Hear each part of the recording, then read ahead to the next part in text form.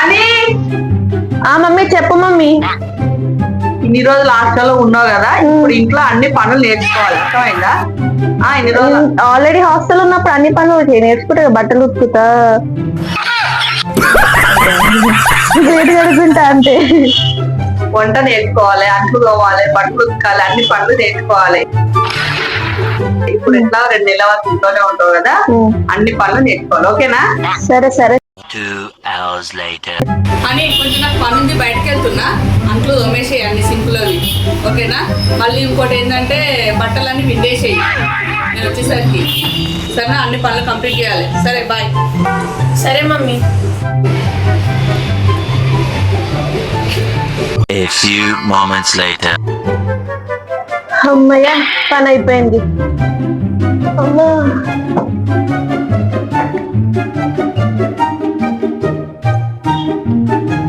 అప్పుడే వచ్చేసినా మమ్మీ.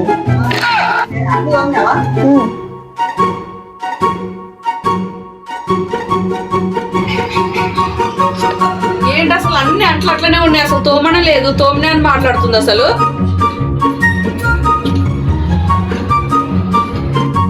ఏంటి అని అంట్లు తోమలే, అట్లనే ఉంచిన అన్ని. ఏమైంది మమ్మీ? తోమినా కదా. ఎక్కడ తోమినావు?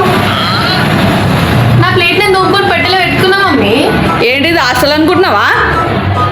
ఇల్లు అందరి తోమాలి. అందరివి కడగాల, అన్ని గిన్నెలా?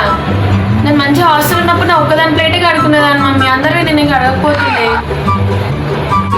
కనీసం బట్టలను విన్నావు అని. బట్టలు పిండేమన్నావు కానీ ఏం పిండేమని చెప్పలేదు కదా మమ్మీ నువ్వు.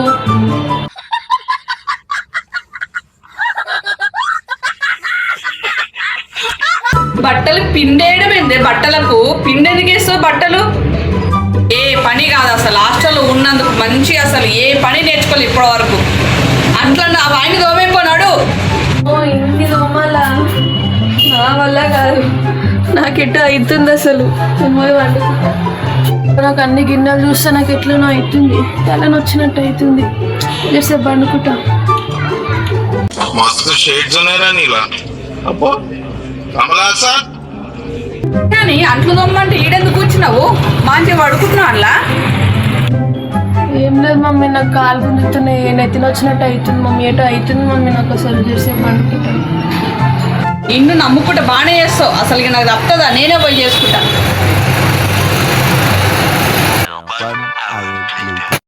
లాస్ట్ ఇయర్ జర్నలిస్ట్ అంటే చాలా ప్రాబ్లం అయింది, ఈసారి అసలు కుదరదు. ఒక పని నువ్వు వెళ్ళు, రేపు ఈ అంట్లు తోమంటేనేమో తల వస్తుంది, కాలు గుంజుతున్నాయి అన్నీ చెప్పినావు, ఇప్పుడేమో జబర్దస్త్ పెట్టుకొని భలే చేస్తున్నావు, ఎంజాయ్ చేస్తున్నావు. అబ్బాయి ఏంది మమ్మీ, హాస్టల్ కూడా నయముంది, అసలు ఇంటికి వస్తే మొత్తం ఎట్లా చేస్తున్నావు నువ్వు? పని చెప్పినా చూడు, నాదే బుద్ధి తక్కువే, నేనే చేసుకుంటాను.